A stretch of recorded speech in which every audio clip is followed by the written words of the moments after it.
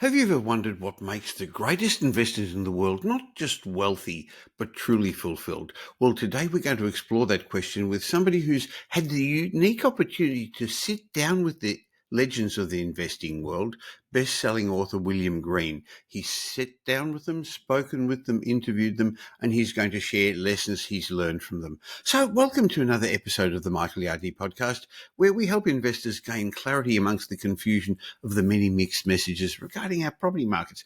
I want to help people develop the financial freedom they're looking for. And today, my guest, William Green, who's author of Richer, Wiser, Happier, How the World's Greatest Investors Win in the Markets and in Life, we're going to discuss lessons he's learned from great people that he's interviewed, from Sir John Templeton, Charlie Munger. We're going to talk about Warren Buffett and a whole lot of names you'll recognise. Now, many of them are in the world of the share market, but investors are investors. Successful principles are successful principles. So what you're going to learn today is what's really fascinating is William's work isn't just about investing. It's about uncovering principles and mindsets that can lead you to a richer life in all sorts of ways, financially, sure, but also emotionally and intellectually. So whether you're already a seasoned investor and you just want to get an extra edge, or you're somebody who wants to live a more meaningful life, I think today's conversation is going to be incredibly valuable. It's a little bit longer than the normal podcast. I think I chat with William for about 40 minutes. So let's get started. Welcome to the Michael Yardney podcast, where twice each week you will learn a number of new ideas regarding success, property investment, and money in around 30 minutes. Our show is brought to you by Metropole, who specialise in helping you grow, protect, and pass on your wealth through strategic property and wealth advice. Now, here's your host, Michael Yardney, Australia's authority in wealth creation through property, who has been voted one of Australia's top 50 most influential thought leaders. William, it's a pleasure to have you on the show. I have to admit that the title of your book, Richer, Wiser, Happier, immediately caught my attention. I mean, who wouldn't want all three of those things, right? Oh, absolutely. It's a real delight to be with you. I'm envious of the fact that you're in Australia and I'm here in the dark in New York. So thank you for having me. Early morning here, late afternoon for you there. It's our summertime, and I guess it's getting into your colder season. Yeah, I was in Australia last year at about this time, and I have to say I'm pining to come back. It's a gorgeous place. We're very lucky here, and an interesting time in the world. Let me just ask you a little bit about your background, because you aren't that well known in Australia yet, but with your Richer, Wiser, Happier book coming out in a paperback edition around the time this podcast is going live, I hope more people are going to know a little bit about you. So just tell us a little bit about you, please. Sure. I grew up in England, and I had a pretty conventional, posh English education. Not that posh a background, but my parents sent me to Eton, and then I went to Oxford, and I studied English literature, and I thought that I was going to be a novelist or something kind of highbrow like that. And I was really not that interested in money or the markets. I thought that was all kind of tawdry. And when people went off to work on Wall Street or got sensible jobs in consulting and the like, I was sort of a bit dismissive of it. And I literally, when the New York Times would arrive, when I moved to New York in my early 20s, I would literally throw out the business section because I was so uninterested. And then part of what happened is in about my mid-20s, I came into a little bit of money because my brother and I sold an apartment that we'd owned in London. And so I started to figure out how to invest.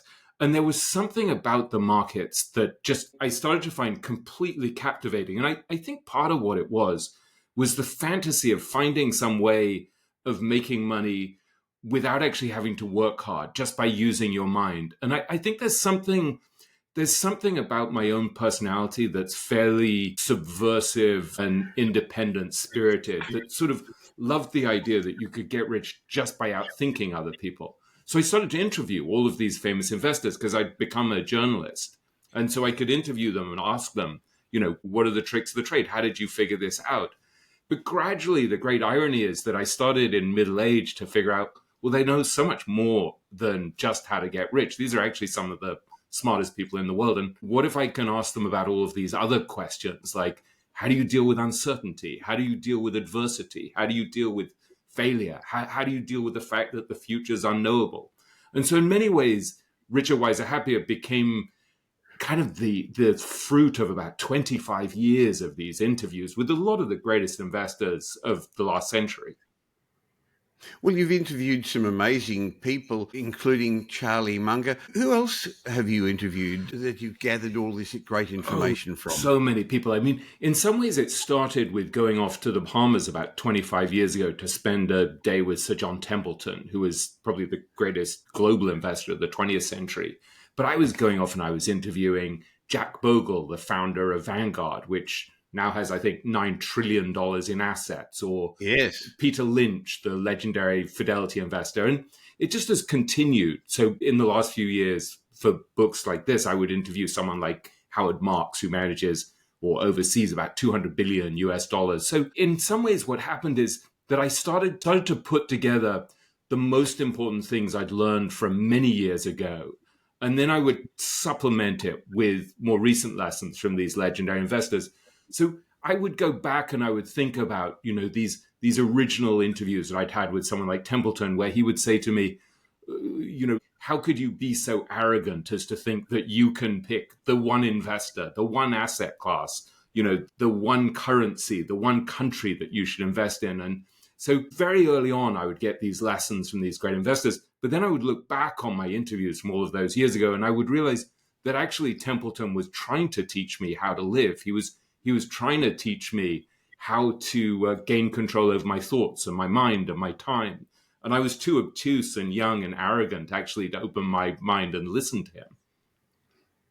Interesting. So you interviewed some of the brightest financial minds in the world. Was there a particular piece of wisdom or a conversation that had a profound impact on the way you think about life, about how you think about finances? So many. I mean, the one I just mentioned of interviewing Jack Bogle, the founder of Vanguard and really the patron saint of indexing, it had an enduring effect. And I go back and think about that a long time ago, because I remember him saying to me that he had seen thousands of active managers who tried to outperform the market. And he said, look, they're like these comets. He said, they light up the sky very brightly and then they burn out and their ashes float gently down to the ground. And he said, believe me, I've seen it happen again and again. And so the default position for most of us, as Howard Marks said to me, is most investors should index most of their money. I mean, most of us should just accept the fact that we're not really equipped to win the game. And so in some way, this book is a very awkward balancing act for me, because I'm telling people, look, here are these extraordinary people who've managed to outperform, beat the market over decades, and here's how they've done it.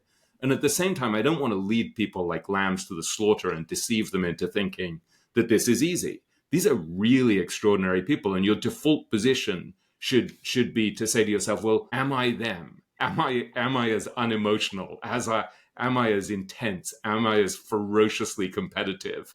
Do I have the intellect, the skills, the understanding of the rules of the game? And one of the upsetting things that I realized in writing the book is, well, no, I don't. I'm not wired to win the game. And so this has been the tension for me for many years. But then I think back to that interview with Bogle, and again, there was an extraordinary aspect of it that was not just about investing, but there was actually about how to live. And so I remember at one point, we talked over the phone back then. I remember at one point I was talking to him about his mentor, who was a guy called Walter Morgan, who was one of the great pioneers of the mutual fund industry in America. At a certain point, the phone goes totally dead. And I started to panic. I said very uncomfortably, Mr. Bogle, are you still there? And he said, yes. And he said, I'm sorry, it's putting tears in my eyes. And he said that as he talked about his mentor, Walter Morgan, he said, I realized how much I loved him and how much he did for me. And so I started asking him about why this guy who's long dead had such a profound impact on him. And he said, look, for him, the shareholder was king, the client was king, and he treated them like that. He said, one time a client of theirs wrote to Mr. Morgan, and he said, I don't have a very good suit. And he said, do you have one? And he said, by God, Mr. Morgan sent him one of his own suits. Wow. And so I was thinking, here's this guy, Jack Bogle, who's one of the legends of the investing world, who's now dead himself. And I'm learning from him about the guy who taught him how to live, how to be a principled gentleman, as he put it.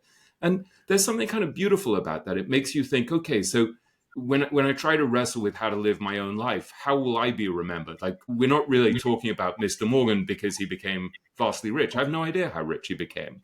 We're talking about him because he was the type of person who was so principled and had such integrity and such generosity of spirit that he sent his own suit to a client. Very interesting, isn't it? So you've spoken to, interviewed, rubbed shoulders with all these very successful investors, but your book's a lot more than about getting rich. It's about the meaning of life.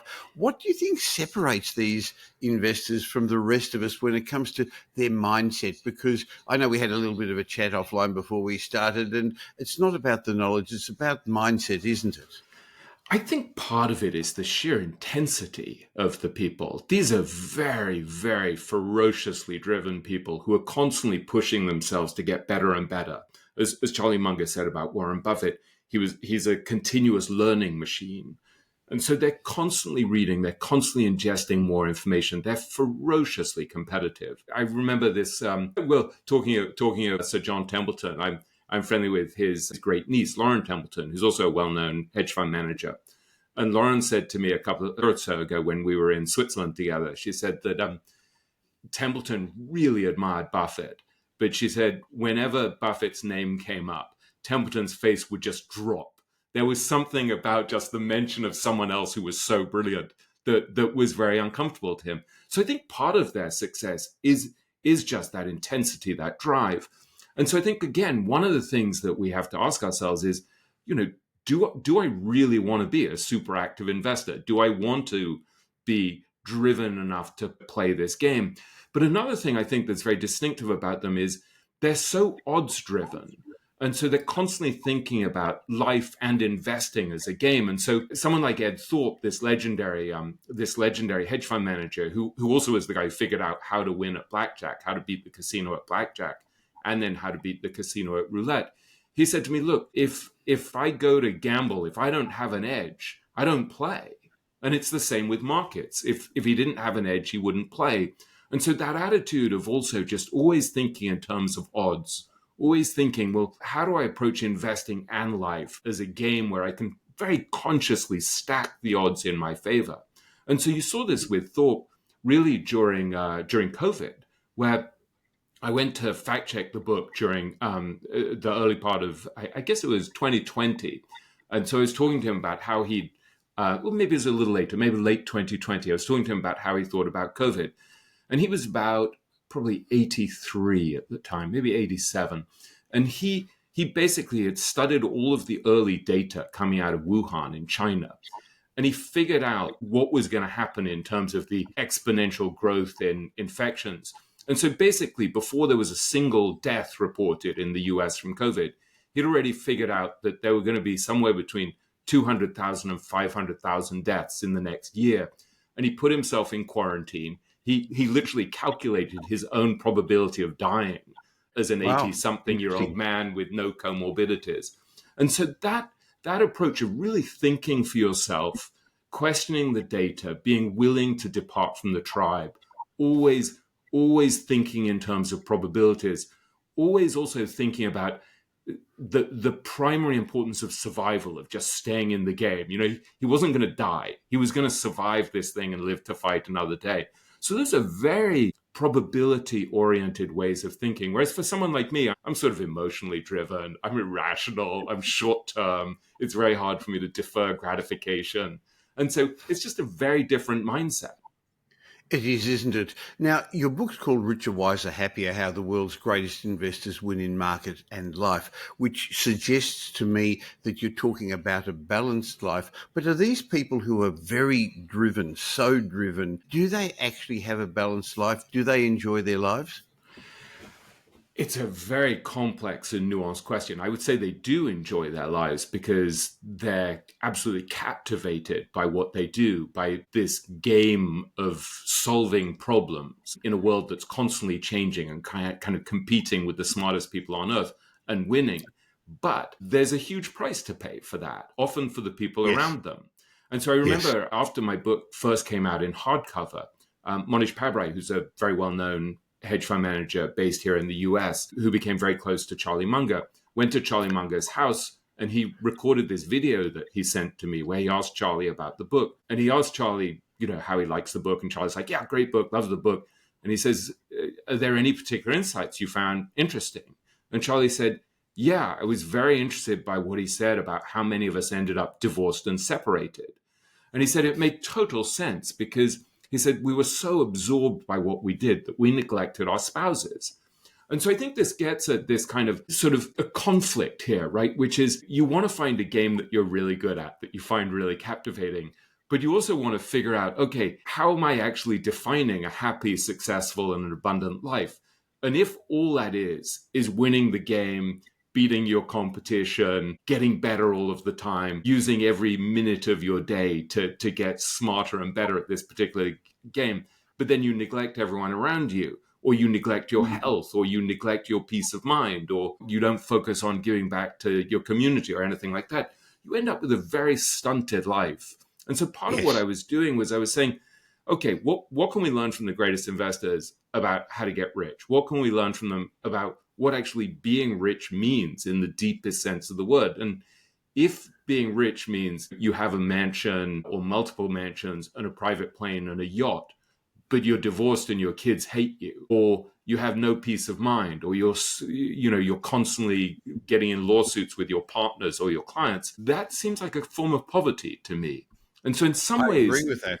Yeah, so in some ways, the question is, what can you learn from their negative example? It's pretty much like what we do with our parents, right? You learn what was great from your parents, and then you look at your parents and you say, well, let me not do that. And in fact, my daughter recently said this to me. She said, look, I really admire the fact that you work so hard, but I think you kind of screwed up. Like you're always stressed and you never really, it always seems like a burden to you. And so here I am thinking I'm setting a great example by working so hard. And in fact, here's my 23-year-old daughter, Madeline, saying, no, actually, you've gone too far in one direction and you've sacrificed your peace of mind. Well, clearly money's important in those areas where it's important, but it's not at all important in a whole lot of other areas. So to me, true wealth is money plus health. I mean, COVID that you mentioned a while ago showed us that, but the age I'm getting to, a lot of my friends are getting health problems. So you've got to have money plus people who love you and somebody to love. Money plus contribution, which is in my mind very important once you get to the top, spirituality, money plus recreation, fun, travel. So I agree with you that some of these people have unfortunately had very stilted lives, spending a lot of time chasing something. It's very difficult to get to the top of one field and lead a balanced life, as you say. Now, you've interviewed some great people. You've mentioned Charlie Munger a few times, and I believe he's actually written a little introduction to your new edition of the book too, saying how good it is. And he often talks about avoiding stupidity rather than trying to be brilliant. Maybe can you just elaborate a bit on that concept and explain how it applies? Yeah, sure. Just to clarify, he didn't write an intro. What he said is he gave this lovely comment saying it's one of the best investing books ever written. But then he also said after that it'll be about as welcome as rat poison, because he said, yeah, which isn't on the cover, which was sort of his way of saying, look, there's this way of investing that I and many of the people around me embody, which makes sense and which is ethical and has integrity. Much of Wall Street or much of the financial services globally basically is violating all of these rules in terms of their philosophy of investing, but also in terms of their integrity. And he said, am I allowed to swear mildly on your show? He said to me, much of Wall Street is about selling shit to morons. So his view was, look, your book is talking about a different way of investing that makes rational sense and a different way of treating people that makes rational sense. But what are you supposed to do if you're making a fortune on Wall Street by doing it another way? You're going to look at this book and you're going to quietly read it, nod your head, and then put it away and get back to doing the thing that's making you rich. And so one of the things Charlie would talk about is how to live a life that's rational, that's full of integrity, that's intellectually sound, that avoids stupidity, that avoids bias, that avoids prejudice. And so he was really obsessed with this idea of what John Maynard Keynes called worldly wisdom. And so what Charlie did, which is very unusual, is that he would gather these examples, these sort of counter examples of all of the ways in which people screw up their lives. So he'd say, look, if I want to figure out how to live an intelligent, wise, happy life, let me first start by collecting examples of how to live a disastrous life. Look at all of the ways that people blow up their marriages, blow up their careers, blow up their health, whatever it is. And then he would invert it. So this was borrowing an idea from a great 19th century mathematician called Gustav Jacobi, who famously said, always invert.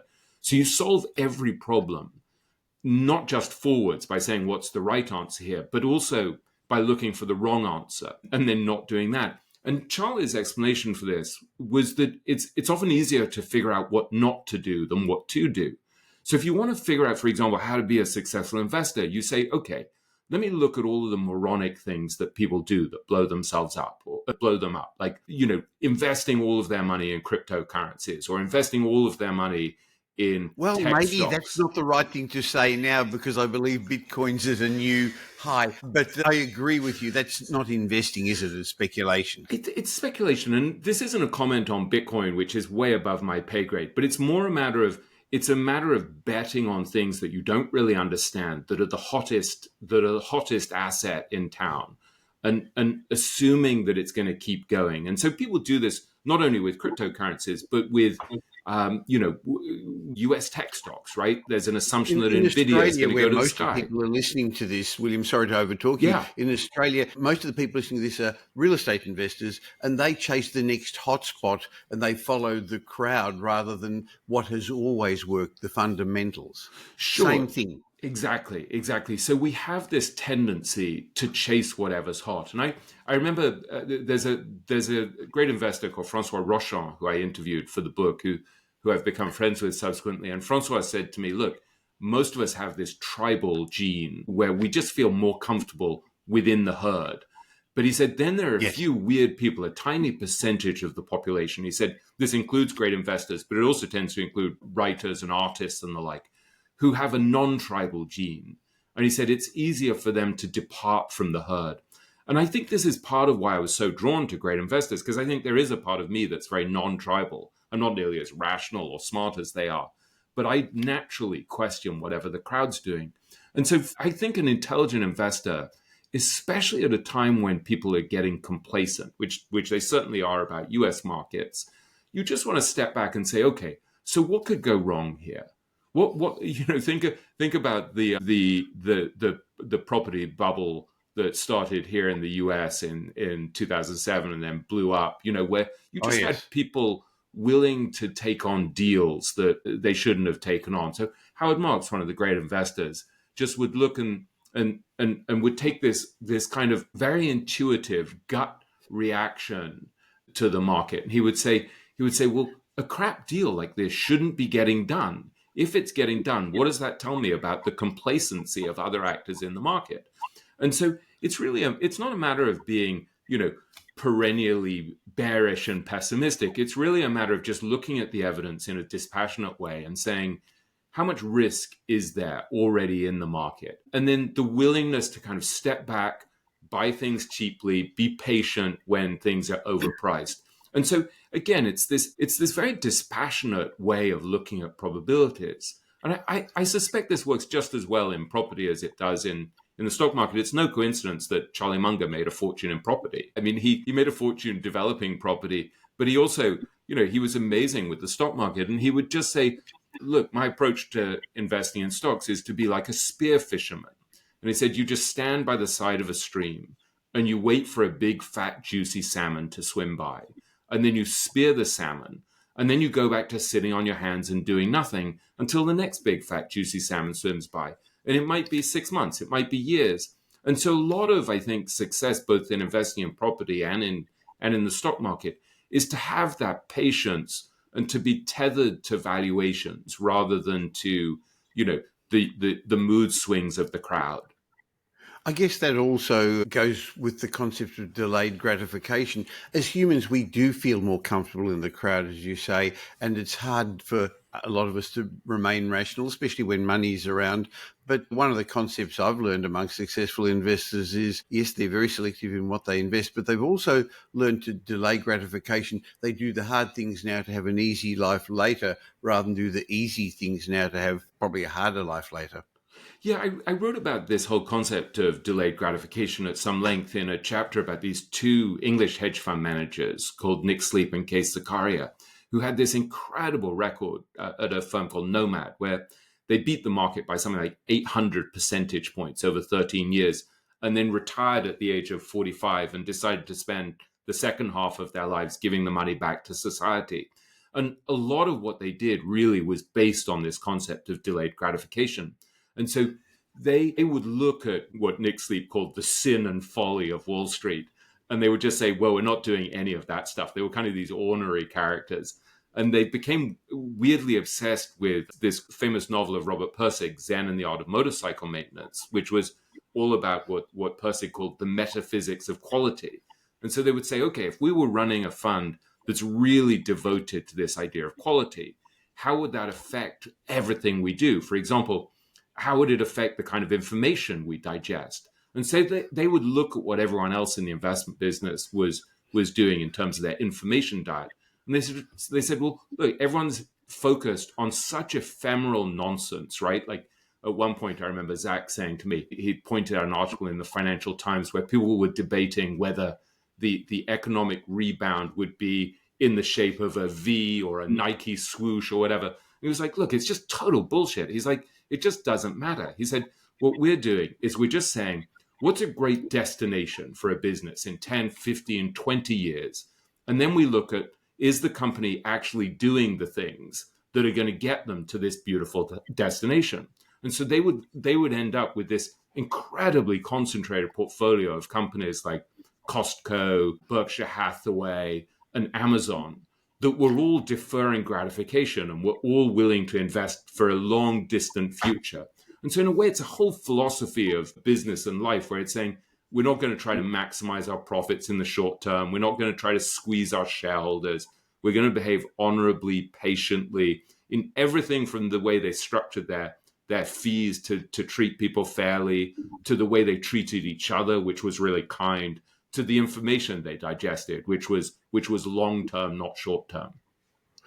I've often suggested that you shouldn't make 30-year investment decisions on the last 30 minutes of news, but that's what's happening at the moment with the continual news cycle, and which in general tends to give us negative messages. Maybe along the same lines, I guess, your book has highlighted the concept of compounding, the importance of compounding, but not just in wealth, but also in wisdom and relationships, William. Yeah, I was very struck by the fact that there are a few of these master principles like deferred gratification or compounding that run through every area of life. You can find them in investing in markets, but you can find them in business, but you find them in your regular life. And I was very struck by there's a guy who I wrote about in a chapter called High Performance Habits, a guy called Tom Gaynor, who's the CEO of a big company here in the US, a global company actually, that's a sort of mini Berkshire Hathaway, but not so mini. It has about 20,000 employees. And one of the things that struck me about Tom, he said to me at a certain point, he's like, look, part of my competitive advantage is I'm a nice guy, and a lot of people wish me well. And I started to think about what I called the Mensch effect, this Yiddish word Mensch, where, you're just like a decent person. And yes.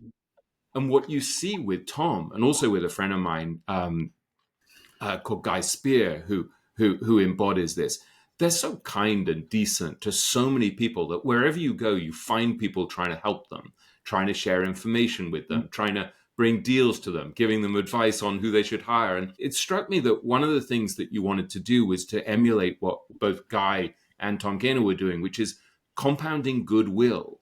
And so you want very consciously to think about, okay, how do I compound these acts of kindness and selflessness? And one of the things that Guy said to me that I thought was, Guy's fiercely honest and always wants to tell you whatever's worst about himself. And he said to me once, look, in the early days, I did it just because I understood what Robert Cialdini had written about the reciprocation principle, which is basically that, if I'm kind to people, they're going to want to reciprocate. And so it's going to benefit me in all these ways. And he said at a certain point, I just actually became really addicted to the good feeling that I got from being kind to people. And so I think it's a very powerful idea to start saying to yourself, okay, so what am I going to compound in my life? Yes, I want to compound my reading and my learning. Yes, I want to compound the benefits of good habits like exercise and good nutrition and meditation and the like. But let me also compound good habits like trying to be more decent, trying to be kinder, because then part of what happens is that you draw into your life this amazing circle of really high quality people who also act in a way that recognizes that life doesn't have to be a zero-sum game. There is this impression that we have when we see things like Succession and Billions on TV. There's this assumption that you have to be kind of a snake to succeed in business. I mean, you think of someone, not to say, of course, that the patron saint of Australia, Rupert Murdoch, is a snake, but you think of that model of business, right, where you just know that he's ruthlessly smart and cynical. You look at the war with his kids, right, and like the sharp elbows and the scheming. I mean, it feels like you're watching Succession. And part of what I was trying to do was to say, well, yeah, you can win the game by playing that way. But actually, there's this other way, a kind of kinder, gentler way of doing business. And Charlie Munger said to me at one point, he said, look, all my life, I looked at someone like Sumner Redstone, who was this famous multi-billionaire tycoon. And I thought, that's exactly what I don't want to be like. And he said, you could look at someone like Sumner Redstone and say, well, he's a multi-billionaire. He made even more money than I did. And so he's the success. And Charlie said, yeah, but even his wives and kids hated him. Nobody liked him. And he said, he was a tough, hard-bitten tomato, as he put it. But he's like, that's not what I want to be. And so I think it's an interesting question to start asking ourselves, is it possible to succeed while being decent and honorable and kind? And might it actually be a competitive advantage because you're going to draw other people into your ecosystem who behave honorably? And certainly for Charlie and Warren, I think it was an advantage that they behaved decently and honorably. But it's also true that they could get away with behaving decently and honorably because they had about 50 extra IQ points beyond the rest of us. So who knows?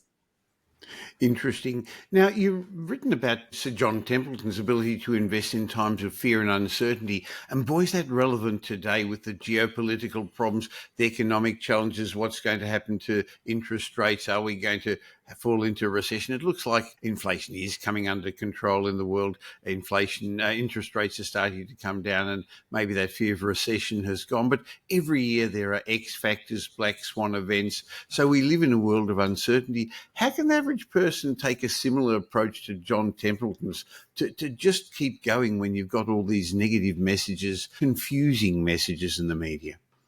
I think the first thing is actually just to accept and recognize that we live in an unbelievably uncertain world, and that because we live in an uncertain world, you need to prepare for chaos and instability. And so you don't want to act as if you can predict it, but you want to be prepared for it. You want to say, okay. I guess there's a difference between forecasting and expectation. So rather than saying it is going to happen in the end of 2025, no, things are going to happen at some time is the way I tend to manage that. Yeah, I think all of the greatest investors I know regard predicting markets as futile, right? It's just too difficult. There are too many complexities when it comes to predicting markets or predicting economies. I listened to some podcast the other day where this great American diplomat and international political advisor was talking about how he and everyone else he knew had totally failed to predict that Syria was going to fall in the way that it did. Wow. Yeah. And so you think of that again and again, or think of COVID, right? Howard Marks said to me, not only did nobody predict it, but most people didn't even know that it could happen. It wasn't just that they didn't know that it would happen. They didn't know it could happen. And so I think the first thing is to have the humility and honesty to admit that we live in this uncertain world. And then to say, okay, so what would I do if disaster struck? Well, let me not overreach. Let me not live beyond my means. Let me not have so much debt or so much leverage that I'd come unraveled if chaos hit.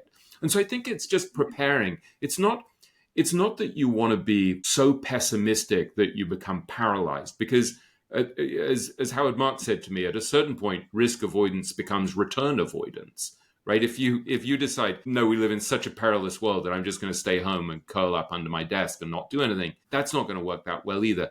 It's more about taking conscious risk, thinking about the risks, so saying to yourself, okay, let me diversify enough so that if I'm wrong about this one asset class, so let's say cryptocurrencies turn out to be a total dud, you wouldn't want to have 50% of your money in cryptocurrencies. Maybe it should be 5%. Maybe it should be 3%. Maybe if you're aggressive, it's 10%. I don't know. For me, it's 0%, but that's partly because it's painful for me to jump on the bandwagon late.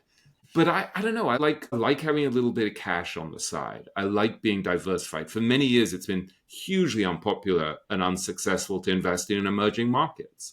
But there's a part of me that thinks, well, I don't want to just have all my money in markets that are working out well at the moment in the blind belief that they're going to continue to work out well. I think one of the things that Templeton taught us is that there are these cycles, the pendulum swings. And so you don't want to assume that because something is working now, it's going to continue to work. So you just want to put yourself in a position where you'll be okay, whatever happens, you'll survive. And so it's partly a matter of not trying to maximize. I think part of what I'm trying to do is actually just survive and stay in the game. I don't need to be, as one investor put it, the richest guy in the cemetery. I want to kind of get across the ocean in a relatively calm, happy way, which means I don't want to have huge debt. I want to take some risk, but not blow myself up.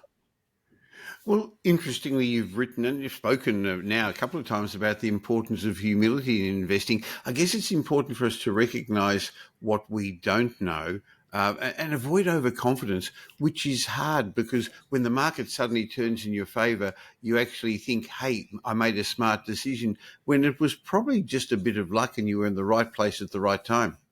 Yeah, Howard Marks, who I mentioned before, is a huge believer in the role of luck and randomness. And so here he is, a multi-billionaire overseeing a couple of $100 billion. And yet he's constantly reminding himself about the ways in which he's just been lucky. So, I mean, to give you an example, for one thing, he applied for a job very early in his career. I think he'd come out of Wharton Finance School.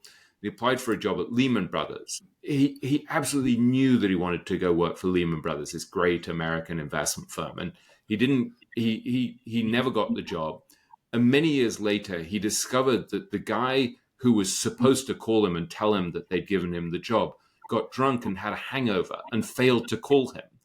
And so he would look back and he thought, well, wait a second, if I had actually gone to get that job and I'd become a partner at Lehman, and then when it went under in 2008, the end of 2008, what would have happened to me? And so his life was so full of these lucky strokes of fortune. And so one of the things that this did for him, this habit of reminding himself that it wasn't just him being brilliant, he was also incredibly lucky, is that it protected him from what I would call master of the universe syndrome, where you start to actually believe that you know and that you're superior. And this is a huge problem for investors, right? You do well at school, you do well in your career, and you start to think, man, I'm really smart. And that's usually a prelude to some sort of catastrophe. And I think, to be honest, it's a particular problem for men. I mean, overconfidence for men is a huge issue. And I have a podcast called Richer, Wiser, Happier as well. And I had Annie Duke on it a year or so ago. And she was a poker champion who made several $1 million playing poker and then wrote books like Thinking in Bets and Quit and the like. Annie, we sort of talked about the stupidity, overconfidence in general. And she told me this amazing thing where she said that she was friends with Daniel Kahneman, the famous economist. And Kahneman had literally appointed Richard Thaler, another Nobel Prize-winning economist, to point out when he was wrong and when he was missing stuff. I think that's wonderful. If you can be as smart as Danny Kahneman and still be so aware of your blind spots and your hubris and the danger of complacency that you officially appoint someone else to tell you when you're being an idiot. That's a pretty good reminder that the rest of us who probably are not quite as smart as Kahneman should also be pretty careful about overestimating ourselves. That's a great thought. Talking about luck, I guess Warren Buffett also spoke about that, didn't he, with his story about the Ovarian lottery? And he recognised that if he was born in a different country at a different time, and I guess in his times also, if he wasn't born a male, he wouldn't have achieved the success he's achieved. Yeah, two friends of mine, Guy Spear and Monish Pabrai, once paid $650,000 to have a charity lunch with Warren Buffett. I think this is back in 2008, maybe 2009, and they went to Smith and Malensky here in New York. One of the things Warren talked about was going to China with Bill Gates, and as I recall it, he talked about seeing some guy, Chinese guy, pulling a boat into the dock, and he said to Bill Gates, "Look, that guy, through no fault of his own, could never have been a great investor. Like, he just wouldn't have had access. If he had been born in my time, he wouldn't have had access to Ben Graham's books because they weren't translated into Chinese."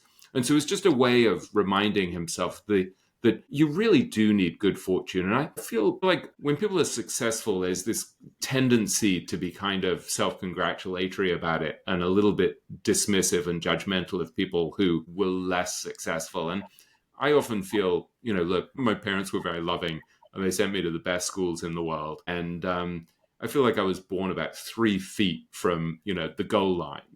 And if I kind of rolled clumsily over the goal line, it's not because I'm that smart. It's because I was given every advantage. And if I'd been put in a different situation with parents who were mean and vicious and didn't care about my education and stuff, my life would have turned out very differently. So I think, again, it's just a reminder that we should try to be pretty humble. And it's not about beating ourselves up, but I think it's also slightly a sense of the responsibility that comes with that good fortune. I think when I look at people like Buffett and Munger, who've made enormous amounts of money, there's an incredible emphasis on sharing not only their money, but their wisdom, on becoming teachers. And I think that's one of the great lessons we can learn from the best investors about what actually constitutes a happy life, is that there needs to be that element of sharing. Unless there's a giving back, it ends up being a very stunted life. Well, you've been very generous in sharing your thoughts on our show today. And I just want to remind listeners and viewers that Richer, Wiser, Happier, How the World's Greatest Investors Win in Markets and Life is now coming out in a paperback. So I'm going to leave a link in the show notes because in it there are the lessons from, well, not just millionaires, but actually billionaires and people you've interviewed over 25 years. So that's great. And I didn't know you had a podcast, and I'm more than happy to have a listen to that as well because I've enjoyed our chat. But maybe just to finish off, if there are people listening to this or watching this and thinking, oh, that's all very good for them, they're already multimillionaires, where should somebody start to move things around to similarly enjoy a richer, better, happier life? There's a lovely line from Munger that I keep coming back to where he said, "Take a simple idea and take it seriously." And I think one of the great lessons that I learned from observing the best investors is that it's often not something incredibly complex that makes for success in life, right? It's often these very simple things that are kind of low-hanging fruit that you just observe and you say, that resonates, that clearly works. And there's a remarkable example of this in the book, this guy Monish Pabrai, who I make the subject of the first chapter, who became obsessed with this idea that he called cloning, which is just about replication or modeling. And he would just go around the world and he would study people and see what really works. And then he would just say, well, most people resist doing anything that's copying other people because he said they sort of feel like it's derivative and in some way it's unoriginal and it's kind of tawdry and embarrassing. And he's like, I'm not embarrassed by it. He's like, I'm a shameless cloner. And so he studied these people like Buffett and Munger, and he figured out, okay, they figured out the laws of investing. Let me just clone that, right? So for example, in investing, part of what they did is they would just say, well, let's value an asset and then let's buy it for much less than it's worth. Or let's find a really high quality business that has like really long-term potential and let's buy it when it's reasonably valued, and then let's just sit on it for many years, right? These are not super complex ideas. Likewise, the idea that we talked about with compounding, the idea of compounding goodwill or compounding good habits. I think what I would do, if I were one of your listeners, I I would look at, a pretty easy way to do it is to look at my book because I've distilled all of these lessons. But I would look at a few Yeah, of the and I sorry lessons. to interrupt, but yes, learn from others. Modelling is something I learned early in my piece from Tony Robbins, who Yeah. modelled Jim Rohn. It's impertinent to think that you can start from scratch and get to the same level these successful people have done without copying. Nothing wrong with that. And In it's school, you funny. were taught not to copy. You got into trouble. But in the real world, it's the right thing to do. And what's funny is I became friends with Tony Robbins over the years, and I said to him once, "Who did Jim Rohn clone?" And he said, "Well, he had a teacher, Earl Schaff, who he cloned." So Yes, even that's right. there, Yes. you have this kind of lineage of people cloning each other, figuring out, and it doesn't mean they weren't learning and improving on what their teachers did. I No. mean, I bet there are things that Tony is doing that are way more sophisticated than Jim Rohn did. Tony's an absolutely extraordinary guy with an incredible mind. But I think that idea of just taking a few really simple ideas that resonate for you and then just saying, let me go big on this. Let me really make this a central part of how I live. And so think of compounding, think of cloning, think of avoiding standard stupidities, as Charlie would say. Just ask yourself, okay, what's the dumb move in this situation? And then don't do that. And so I would just say, yeah, find a few simple ideas that really resonate with you. And don't just take them for a whirl around the block. Really make them an important part of how you live. Because as Charlie said, the key is to take a simple idea and take it seriously. Well, fantastic. Thank you so much for sharing all that wisdom. William Green, author of Richer, Wiser, Happier, How the World's Greatest Investors Win in Markets and Life. It's been great chatting with you. I've really enjoyed it. Thanks so much for having me. And I hope one of these days I'll see you back out in Australia. I'm yearning to be That'd be back. great.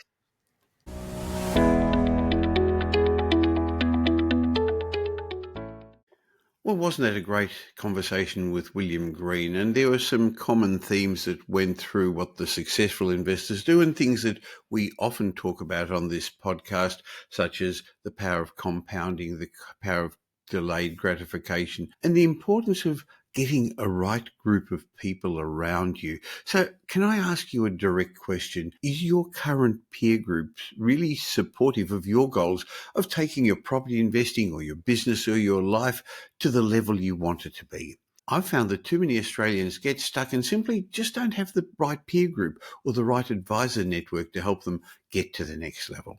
Well, I'm going to offer you a chance to upgrade your peer group to get access to a whole lot of other levels, different level of advisors.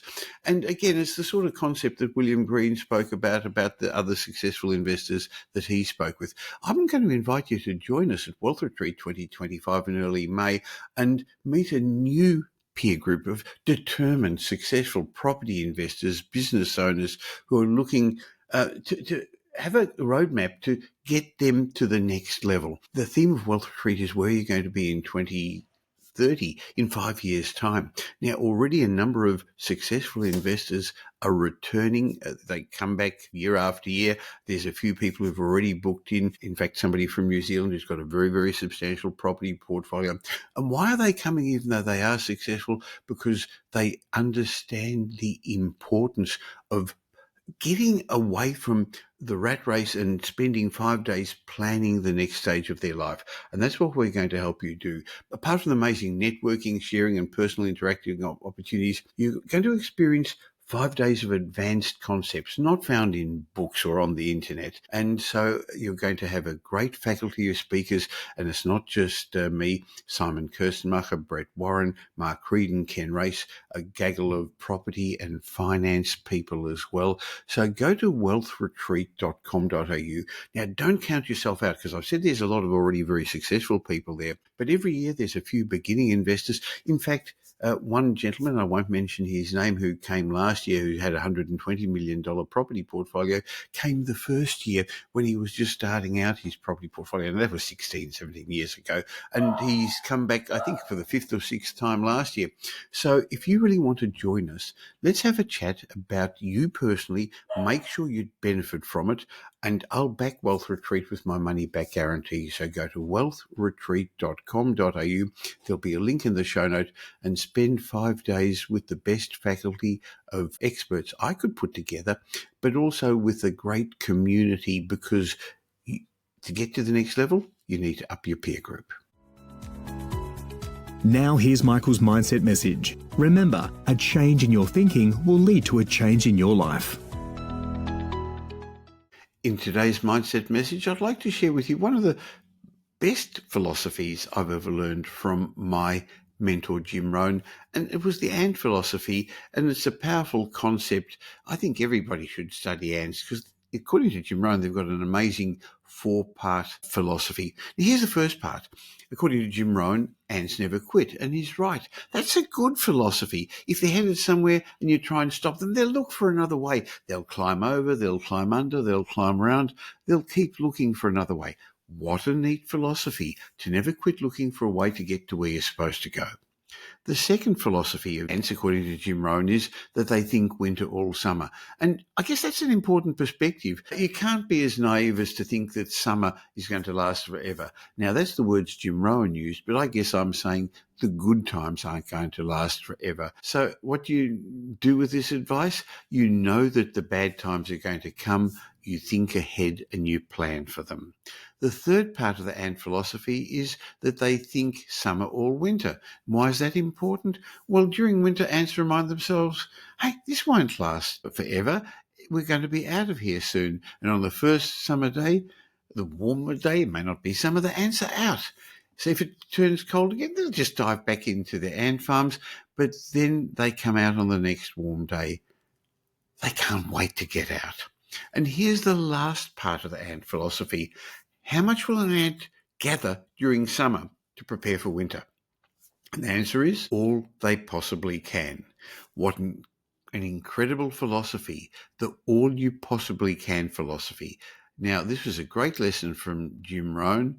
What a great seminar to attend, the Ant Seminar by Jim Rohn. Never give up, look ahead, stay positive, and do all you can. Another great lesson from my mentor, Jim Rohn.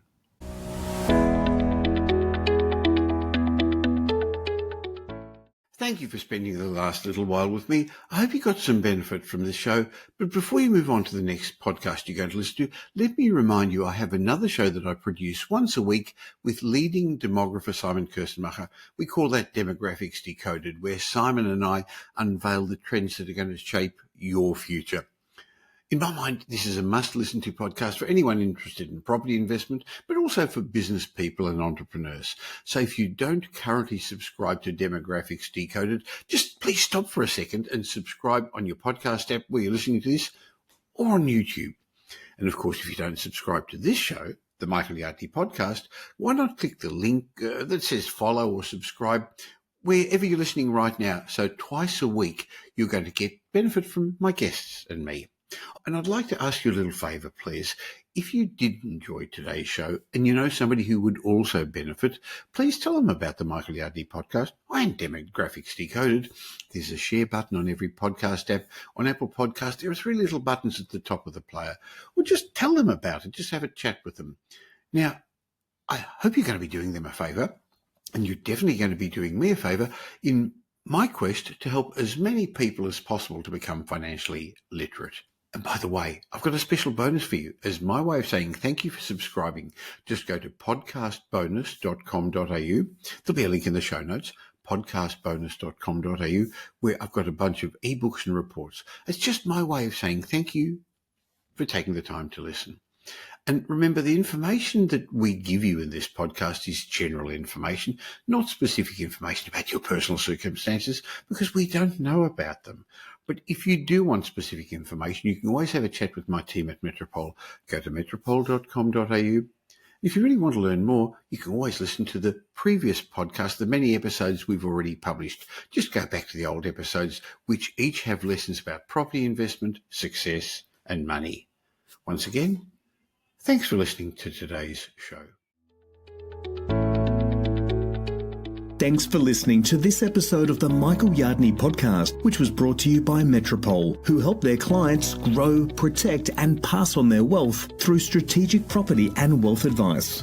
If you like what you heard and don't already subscribe, you'll find us on iTunes or on your favorite Android app as the Michael Yardney podcast. Watch out for our next show, which comes to you twice a week, and you'll learn some new ideas about property investment, success, and money in around 30 minutes. To get more of Michael's thoughts, go across to www.propertyupdate.com.au and sign up for his daily morning briefing, and you'll hear from not only Michael, but a group of leading property success and money experts. And just a reminder that the information you heard in this show today is general educational advice and not specific investment advice, as we don't know your personal circumstances. If you're looking for specific advice, why not ask the team at Metropole to help you?